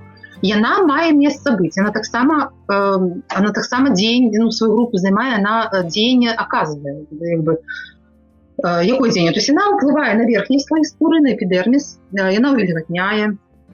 Зноў жа, бывае так, што і пахне прыемна, кансістэнцыя прыемна. То бок, калі яна такая, вам падабаецца, она не вызывае ніякіх рэакцый дрэнных, калі там няма ніякіх дрэнных, таких забароненых компонентаў, а забароненыя компоненты, например, я вам скажу, это гормоны, например, да, которые забаронены, каб яны былі, але яны, скажем, офіцыйна іх нема, этих компонентов, але яны могут быть. Вот. То тады я хочу сказать, что это доглядовая косметика, яна, в принципе, свое дзеянне оказывае, але просто не вельмі моцная. Вот что я хочу сказать. Косметика этого класса. Значит, наступная группа – это аптэчная косметика. Косметика на меже косметологии и фармакологии. Там уже сярэдняя концентрация активных рэчываў. Там клинично доследованные формулы, там минимум водараў и раздражняльнікаў, и она накіравана на дакладныя праблемы. То бок яна ўжо трошечки сур'ёзней. И чаму аптэчная? Это тая косметика, якая продаецца в аптеках. Вы можете пайсці купіць. Яна ўжо лепш, дакладней, агулам лепш апрыорі, да, тому что концентрация больш. Минус у чым? В тым, что часто нельга разобраться, немагчыма разобраться, что выбрать себе. Потому что приходишь, глядишь, все пригожее, и гэта вроде подходит, и то подходит. То бок добра, калі в той же аптэке есть консультант, які неяк сможа дапамагчы, вызначыць і, разумеется, подобрать. Вот. И апошняя группа – это профессийная косметика. Чему называется профессийная? То есть это та косметика, на якой працуюць косметологи и стилисты. Там якраз высокая активность рэчываў, там складанные формулы, высокие технологии, и часто, это нават не часто, но заўсёды патрабуе специальных ведаў. Я вам скажу, что у косметологов есть еще такие две группы, то есть это та косметика, на яких працуем в кабинетах, да, это іншыя объемы и іншыя, все ж таки, трошечки іншыя, скажем, формулы и препараты. А есть профессийная косметика, якую мы даем и можно купить в хатні догляд дома. Гэта якраз то, что и патрэбна рабіць. Я тут приблизно написала бренд, на якіх я працавала. Это Ганна Латан, Маджерей, Джульетта Арманд, Шантарель, Симон Малер, Дерма, Семидаль. Так, чисто для агульного, может быть, хтосьці ведае, или чуў, і ці уже карыстаўся. Наступны слайд.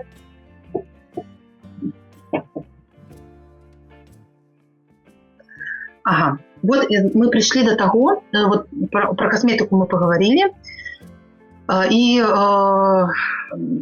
я вам скажу, что в принципе вы маете выбор, вы маете право выбирать любого класса, да, и масс-маркет в тым ліку, это не значит, что не трэба прям купляць, але, конечно же, найбольш эффективная косметика, это будет уже из двух других групп. То есть адносна ці аптэчная, ці прафесійная. Прафесійная, она, в принципе, як бы, калі добрый касметолог і все вам падабраць, то ён прям вызначае по вашай праблеме, і ну, как бы мы працуем з тым, што вам патрэбна. Я бачила пытанне наконт бренда. Я вам скажу, я вот этот бренд, я краем бока бачила, я яго не ведаю. Я вам скажу, что не ведаю прям все бренды, якія ёсць, нават прафесійныя. Потому что, ведаеце, в силу абмежавання магчымасцей, то есть мало даведацца пра бренд. Я зараз скажу про нават прафесійны.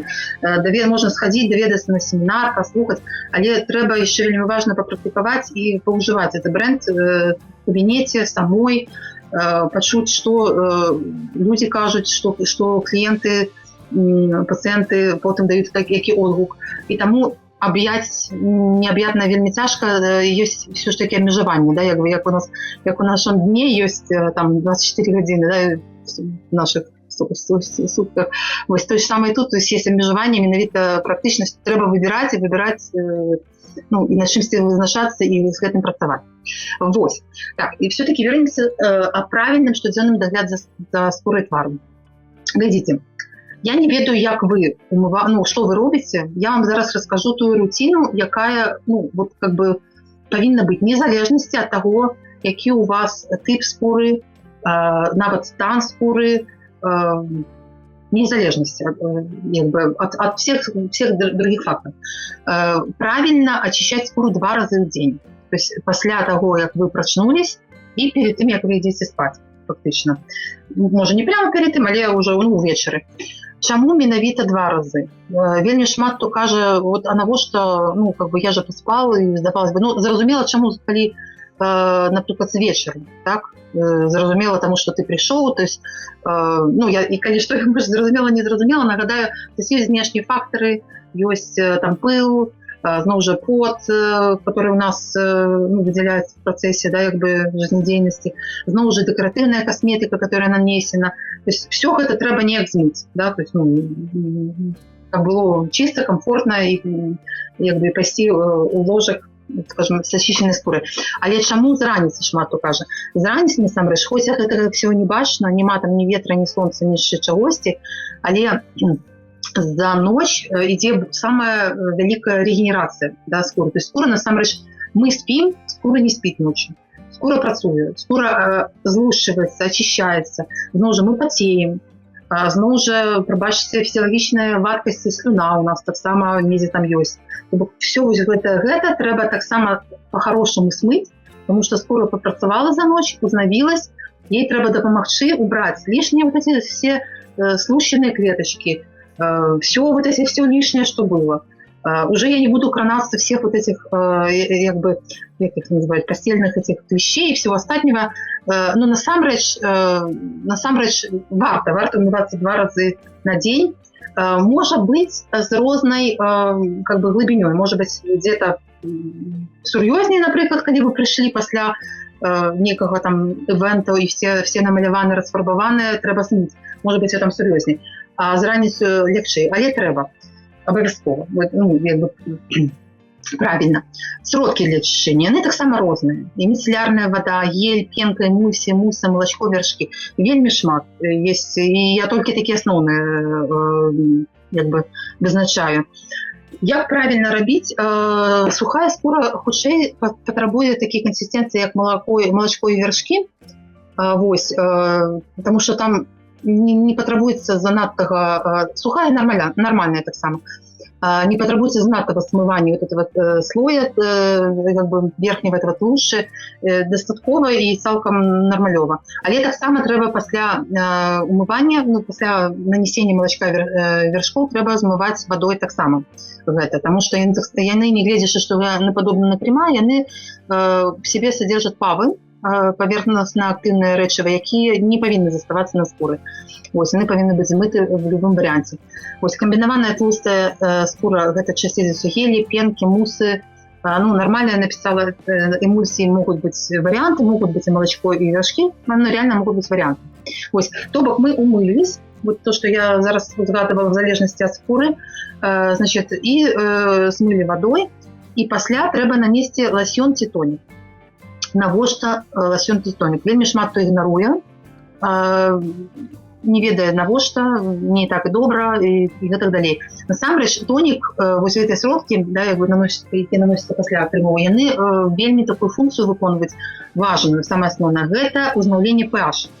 Потому что, як я узгадывала на пачатку, pH нашай скуры, оно подкисленное, 5,5 в норме. То есть оно подкисленное. Калі мы умываемся, амаль все гэтыя сродкі, яны ў сябе яны щелачныя. Яны как бы pH в сябе трымаюць больш щелачную, менавіта навошта? Для таго, каб змылась. Все змылась, чтобы, ну, как бы адбылось вот это омыление, да, як бы тлушчу, каб працэс ачышчэння пашоў. І суадносна, калі мы умываемся, і потым мы просто вадой умываемся, недостаткова для скуры в плане pH. Калі мы працираем тонікам ці ласьонам, мы просто вяртаем у той нармальны скур, стан, мы дапамагаем скуры быць, ну, як бы, не рабіць дурную працу, скажем, лішнюю працу, а займацца прыгажосцю, здароўем і так далей. Вось, акрамя гэтага, дзякуючы тоніку ласьонам, мы змываем рэшткі не ідэальнай вады. Насамрэч, у нас ва ўсіх вада менавіта для скуры. Калі мы по крытэрыям, якая павінна быць, якую ваду скура любіць, у нас вода з-пад крана, яна не ідэальная, тому што яна, як мінімум, яна жорсткая. Скура любіць мяккую воду. Ну, акрамя гэтага, там могуць быць там і хлор, і розныя дадаткі, не будзем пра гэта, але вы ведаеце. То есть мы тонікам это все змываем. Мы таксама замываем рэштку сродкаў, дзе мы, магчыма, недзе не намылі, там, стаміліся, не заўважылі.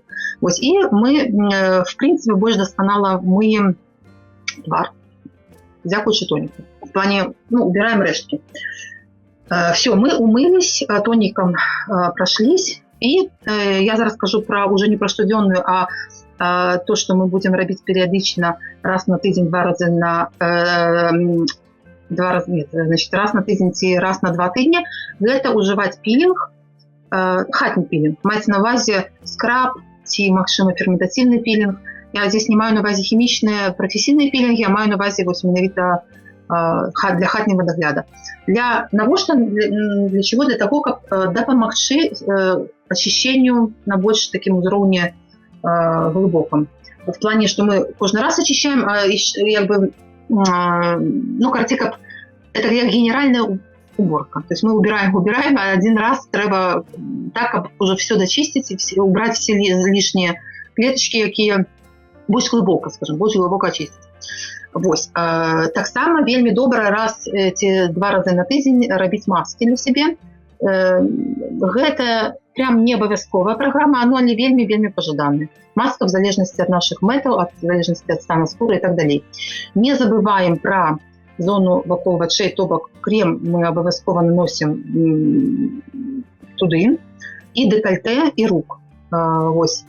Дарэчы, калі мы смываем вочы, то есть таксама сродак там есть, надо быць акуратнымі, сродак таксама выкарыстоўваць, каб можна было, ну, как бы, можна было на вочы наносіць, каб пасавала. І пасля мы абавязкова абараняем ад сонца, это антиоксидантные крема і SPF перед выходом на внешний свет. Наступны слайд.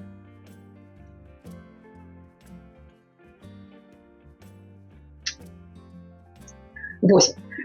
Так, мы уже идем, в принципе, до того, до компоненты. Я хутенько перелічу тыя компоненты, якія сапраўды дзейнічаюць і сапраўды варта мець на ўвазе, калі вы хочаце, каб был эффект антиэйджа, ну, вот як бы в хатніх умовах.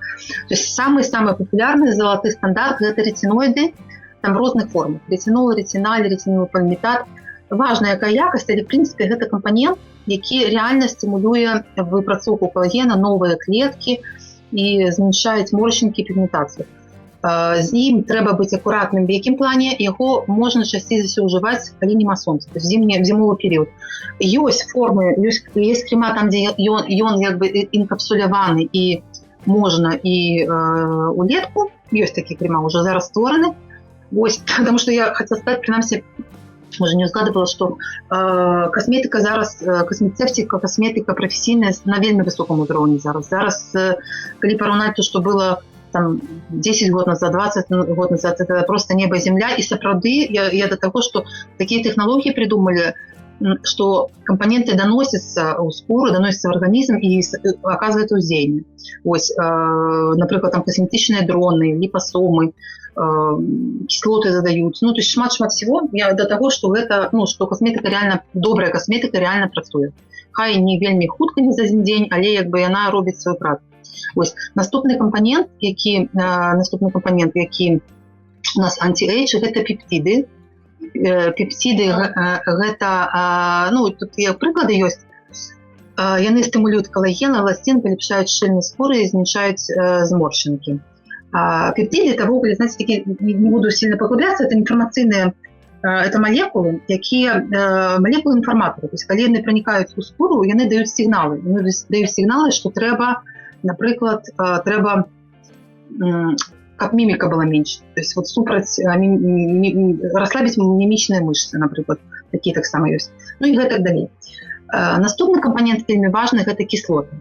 Кислоты, яны дзейнічаюць, асабліва яны добра дзейнічаюць вот менавіта в кабінетах прафесійна, таму што яны прадстаўлены ў відзе пілінгаў, які можна рабіць. Але калі в кремах они таксама дзейнічаюць больш лагодна, але дзейнічаюць. Яны дзейнічаюць дзякуючы чаму, они адслаиваюць старыя клеткі і гэтым самым паступова, да, і выраўніваюць рельеф, асвятляюць пігментацыю, яны ввогуле стымулююць клеткі аднаўляцца і суадносна быць больш маладымі. Вось, і яшчэ такой важный компонент – это антиоксиданты. Вось, прыклад – это вітамін С, Е, піровая кислота, ресвератрол, коэнзім Q10. Яны абараняюць ад свабодных радыкалаў. Не як СПФ, бар'ерная функція, а як бы изнутри. Калі яны впитываюцца, яны не даюць просто працэсам акіслення адбывацца. Вось, это такие вельмі приблизно, и все объять необъятное немагчыма, але вот это такие самые такие галоўныя. Наступное. Так, асаблівасці нанесення косметычных сродкаў. Важно яшчэ не тое, што мы наносім, якія рэчывы там ёсць, але важна яшчэ, як мы наносім. Наносім мы по масажным лініям, там зараз будзе наступны слайд. Можно уже наступный слайд пролистнуть. Глядите, массажные линии. Это линии наименьшего растяжения скуры. Мы, значит, вот амаль все идем вверх, когда вы заўважыце, да, на малюнку, паўсюль. Наносят на крылах носа, идет трошки вниз по бокам. И зверните увагу на вочы. Вочы мы наносим как бы с внутреннего кута по верху, как бы звонку, а тут наносим внутрь. Обовязково внутрь. Вельмі важно вот то, что снизу, потому что когда мы будем наносить под руком крема, постоянно причем, а яшчэ калі терці, то гэта будет спрыяць зморшчынкам, потому что мы и так, как бы, как сказать, когда улыбаемся, у нас и так все растягивается в гэты бок. Нам треба робить так, чтобы это все шло внутрь и не растягивалось. Як правильно наносить? Значит, колькость крема приблизно с горошину для твару. И вы наносите, разносите по всему твару, ось як показано по гэтым линиям. Начищенный, натурально начищенный твар. Для вачэй колькость сродка меньше. Она прям спичечная запалковая головка. Вельмі мало. Она берется на вот эти пальцы наши безымянные. Чаму на гэтыя пальцы? Гэта мае сэнс. Гэтыя пальцы у нас лічацца самыя слабымі сярод пальцаў. І імі мы не сможем сильно моцна надавіць. І наносіцца гэта спічечная галоўка на один из пальцев, размяркоўваецца ось так вот на два пальца. І потым по нижнему вот краю, по орбите. То бок не трэба прям внутрь на вока, значит, толькі маски можно наносить. Мае сэнс. Потому что, когда наносить внутрь, первое, это, скажем так, это может вызывать отечность, и другое, это не имеет сенса никакого, потому что все, что вы наносите сюда, оно скоро вельми тонкое, оно поднимается вверх. То есть это самое правильное. Тем больше и вверх, и вниз, и зморшчыкі наши частей, все тут так само находится по бокам. Тому вот так. Там было некое питание, я краем бока бачила. Дайте поглянуть, что у нас закрылось. Так. Ці мае сэнс уживать особенно крем для очей? Мае сэнс, потому что чему я казала, что скура она самая тонкая каля вачэй. То бок, скажем так, тое, што крем для вачэй павінен быць асобна, таму што там кампаненты якраз, ну, як бы, нават не падобраны, зроблены якраз для гэтай скуры, для таго, каб максімальна пасавала, то есть колькасць вілігаць, ліпідаў, кампаненты і гэтак далей. Хутчэй вы можаце крем для вачэй наносіць на твар. Это вы можете смело рабіць, гэта, в этом няма ніякай праблемы. Толькі одно пытанне, гэта фінансавае, тому што часцей за ўсё крема для вачэй, яны вельмі дарагія, і аб'ёмы у них там 15 мл, 10 мл, 30 мл, это ўжо шмат. Чаму? Тому што яны, па-першае, дарагія па кампаненту, там кампаненты закладзены вельмі актыўныя, па-другое, як я вам кажу, што колькасць, вона маленькая, да? То есть не трэба вялікай колькасці, і таму, ну, не мае сэнса браць занадта шмат. Вось. Так, тут вроде все. Наступный слайд. Так, сам массаж. Соотносно, видите, не буду я сильно поглубляться, то есть вот массажные линии, что мы, как мы наносим, там можно шмат говорить про некие элементы массажу.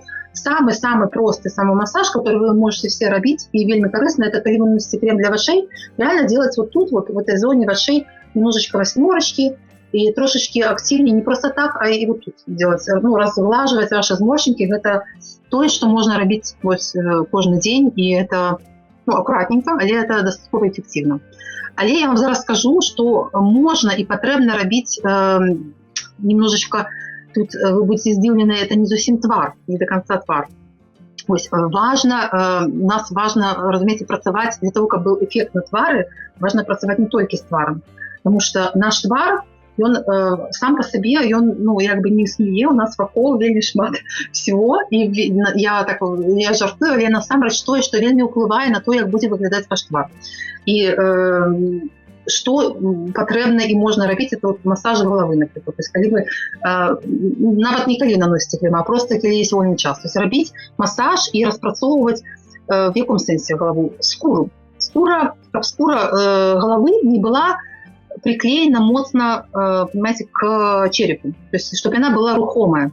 И для этого вот, ну, рухами, которыми вы можете, вот такими простыми, вы робите як бы такие массажные рухи, можно по краю, не потребно по краю. Просто сами проверяйте, наколькі ваша скура головы рухомая. Потому что калі она не рухомая, а она мае схильность, скажем, калі ее не шапать, она мае схильность перерастать, то гэта несе за собой целый ланцужок. То есть, калі она не рухается, то и твар таксама не мае магчымасці, як вам сказать, ну, будут зморшинки, будет обвисание, то есть самое, не мае магчымасці соединиться с телом, да, то есть не с целителями, які ззаду. Ось, тому массаж головы патрэбна и вельмі эффективно робить и проверять, наколькі у вас все в этом плане в порядке.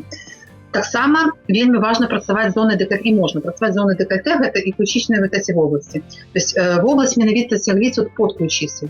Так само массажными рухами глядеть, наколькі у вас все там мягко, наколькі все равномерно размерковано, наколькі все, ну, як бы працуе. Можно вот такими рухами робить и расслаблять гэтую область. Зона вокруг ушей, сами в уши. То есть сами в уши, вот, так само вот, рухами, которые вокруг ушей, вот, ну, как бы робить такие рухи. С этого боку, сами в уши. Наступно написала грудино-ключично-сосцевидную сяглицу. Это наша вот эта сяглица, такая на шее, самая важная, которая по боку идет. И вот, соотносно, так само трошечки ее массовать, это, ну, так аккуратненько, але так само вельми корисно, бо часто бывают зажимы в этой зоне. Чему я в ogóle кажу про вот эти все частки, хотя мы кажем про массаж твару и вообще про зону твару. Потому что, видите, вот это все, это так называемая рама твару. То, что, ну, как бы, вокол, это, як, видите, як в картине. То есть картина, она может быть пригожа як завгодно, але без рамы она не будет до конца, ну, як бы, то, як она, ну, доставит нам насолоду. То есть самое тут. То есть вельми важно расслабить все, что вокол, и тады нават при гэтым варианте у твары станет больше на свое место, больше структур, больше на свое место то, что есть на твары, преобразование. Ось можно так само робить массаж тяглицы по полу рота, да? То есть, что робить? Робить вот такие вот рухи, разумеете, когда вы умываетесь, когда есть час, жадание, этим вы распрацовываете тоже круговую мышцу рта и нават те ж самыя губы, они вусныя, они будуць мець прыток крыві і будуць больш і лепш. Вось, зону вакол вачэй я вам показала таксама. І можна яшчэ таксама самы такой просты рух, просты і карысны, таму што часта мы бываем в такіх станах, калі немає ацёчнасці як таковой, але бывае, што бывае станы, калі ацікае твар, вочы ацікаюць, вось, і так названы лімфатычны зброс. То есть гэта рух, які дазваляе лімфе больш эфектыўна адцікаць ад твару. То есть мы робім, смотрите, як мы берем пальцами каля вачэй внутренней часткі, і вот так вот ведем знизу, аккуратненько, але каб адчувалось, да вушэй, а потым з вушэй аккуратненько вот так вот вниз. Вось. І гэта вот і называецца, некалькі разоў можна так рабіць, вось так вот. Вось. Гэта называецца лімфатычны зброс, і гэта дастаткова эфектыўна дапамагае, калі вы прачнулись і бачыце, што у вас есть ацёчнасць, якую вы не чакалі. Вось так парабіць некалькі разоў, і оно дакладна спрыяе. Вось наступны слайд.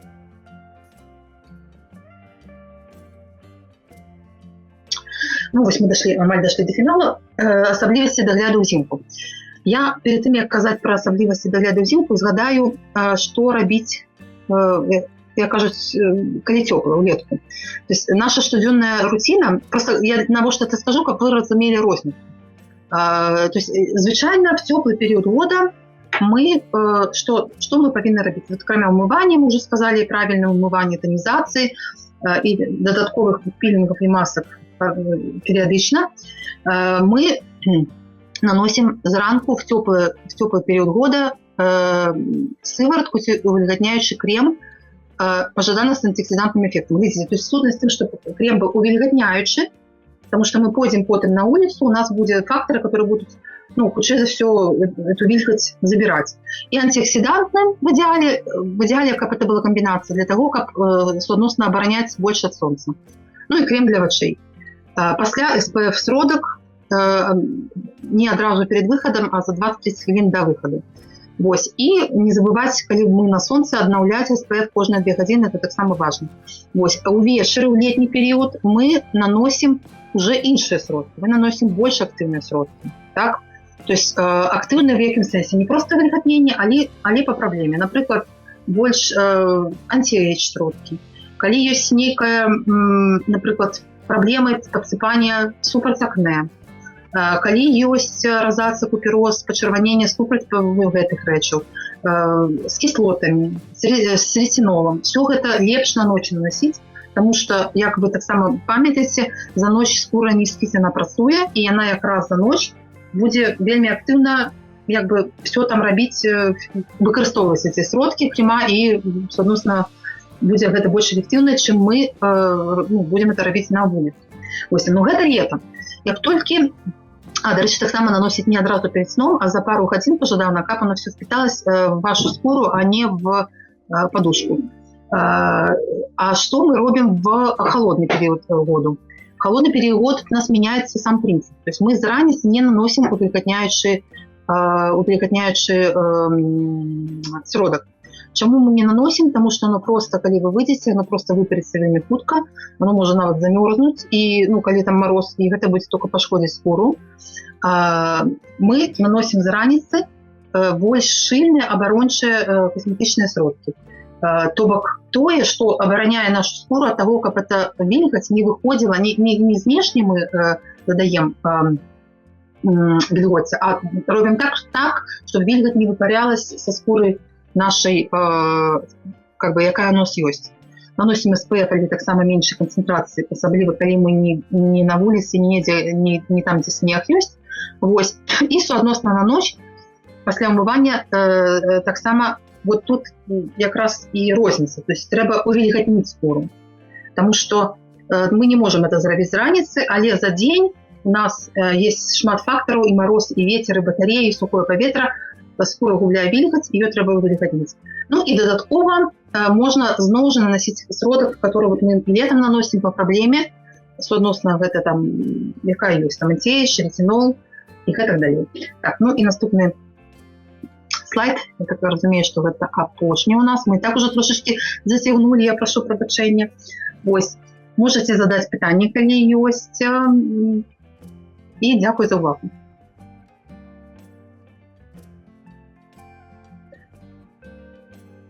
Скажите, калі ласка, як вы ставіцеся да натуральнай касметыкі, там гідралат і всякое такое? Ведаеце што, я вам скажу так, я ставлюсь, в принципе, добра, чисто теоретично, так мне, в принципе, падабаецца гэта ідэя. Вось, ведаеце, здесь только пытанне, наколькі она эффектыўна, ў якім сэнсе. Вот як я вам узгадывала, што зараз касметыка, она вельмі достигла вельмі высокого ўзроўню. То есть она уже реально, она космецевтика, она уже недзе заменяе там міксынныя працэдуры. Калі правільна, грамотна ее падабраць, і калі, то есть ведаць, што ты робіш. І вось я да чаго? Калі натуральнай касметыкі ёсць эти інгрэдыенты, ёсць гэтыя тэхналогіі, то тады так. Калі няма, то яна хутчэй, разумееце, я не кажу, што она неэфектыўная, але яна, калі няма, то яна менш эфектыўная. Яна з класнай ідэалогіяй, яна прыемная, яна во всех сенсах добрая, разумеется, но только пытание эффекта, які есть. Я так отношусь. И, знову же, пытание еще кошту. То есть, когда вот это натурально, без додатковых вот этих всех речей, яна еще и дорогая, то, соотносно, пытание.